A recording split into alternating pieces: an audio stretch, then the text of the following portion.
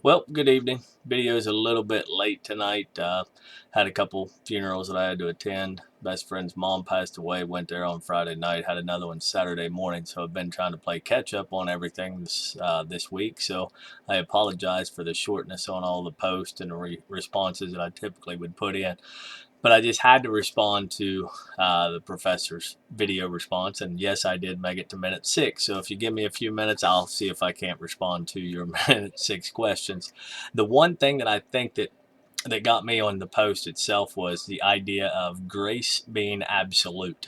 Uh, Obviously, uh, that's all I believe. That's the only thing that I know is my saving grace is the grace that God has offered to us and extended to us through the sacrifice that He sent His Son on the cross to die for us. That grace is, you can't replace it. It's unexplainable. It's irreplaceable, and I think it's absolute. Every single individual in the world has the same opportunity to receive that grace that I do, or did, I guess, since I've already accepted it. My issue is you know that grace being absolute, there should be some type of circumstances that accompany it, whether that be our moral values, our ethical values, should be, and basically that would be our representation of just our actions in general. And I think that that's where the problem lies. Most of the time, and we were talking about this is over the weekend a couple different times, I think morals and ethics are somewhat situational. Obviously, we've discussed that in the textbook as well. But I think if you break it down in all honesty and all reality, uh, our ethics shouldn't be situational. I think our ethics should be the one thing that just we strive to be every single waking moment of our life. Our ethical values should be sustainable. And I think that could be just the way we act, the way we talk, the way that people would be able to perceive us, as who we are. It's the Sunday morning Christian versus Monday morning work. Who is it? Is it the same person? If they saw you in church, would they know it was you? Uh, and it's sort of one of those deals that, like when we went back for the funeral, I showed up in the same jeans and t-shirt and a hat that I would have showed up at her house every day, my whole high school years when I spent so much time at their house. That's the way I would showed up. And I think that people, when they talk about it, for like different interviews, you're supposed to show up for an interview in the attire that you would basically wear for that position. If I'm going for a job interview for a farmhand, I'm probably not going to show up in a three-piece suit.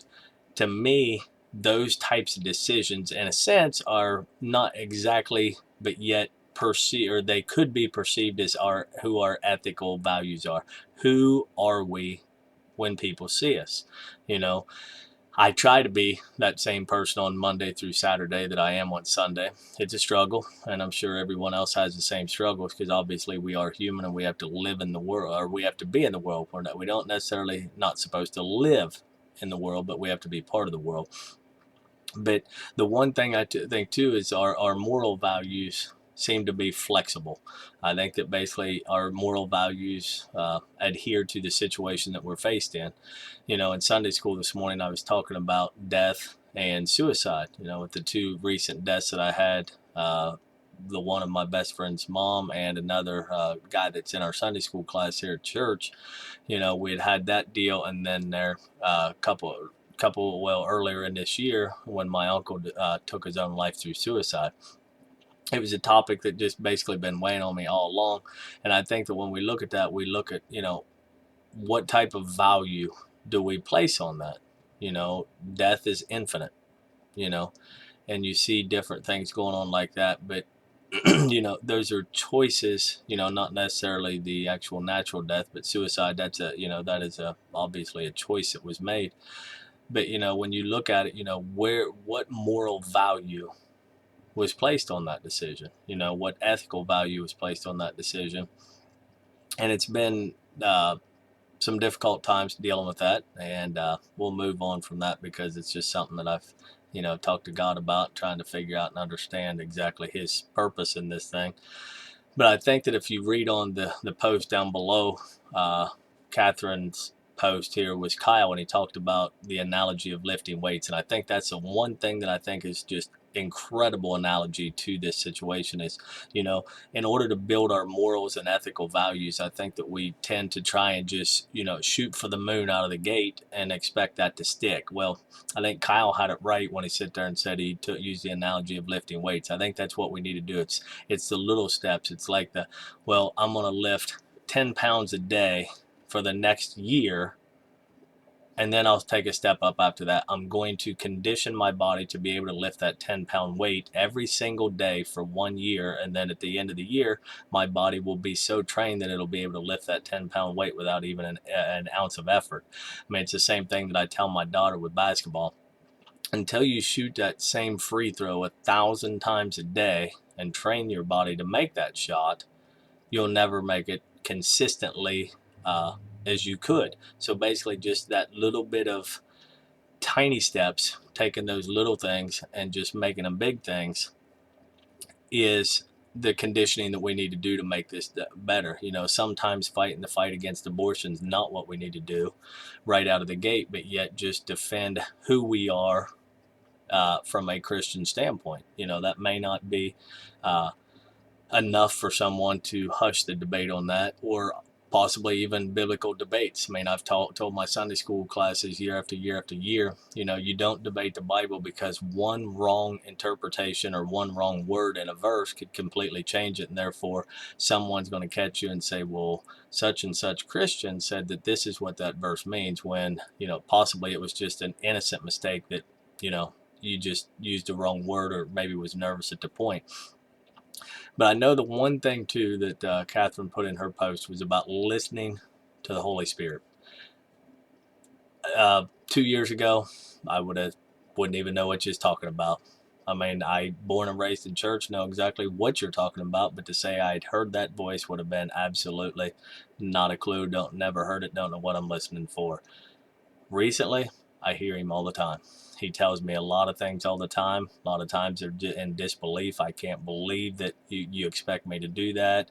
It's take the next step. Well, there's no steps there, or the ladder's not even there. How do you want me to take that step? But yet you're expected to. And I think that that's our problem right now, is when it comes to these moral, ethical decisions, we're not listening to the little voice in our head that tells us which way we need to choose. We're listening to the voices of the world saying, well, this is how everyone else did it. This is the way you need to do it.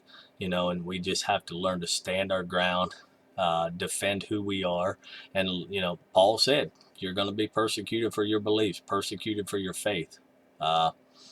Are we willing to take that chance that is the reality? I mean, if you believe the Bible, you believe that every word was God-breathed and it is true, and we see history repeating itself and actions that are taking place today. Do you believe that if you stood your ground for your moral values, your ethical standpoints, and, monumental decisions that face the world today, do you believe that persecution could possibly be your fate? I do. When it comes to that point, I will take my chances.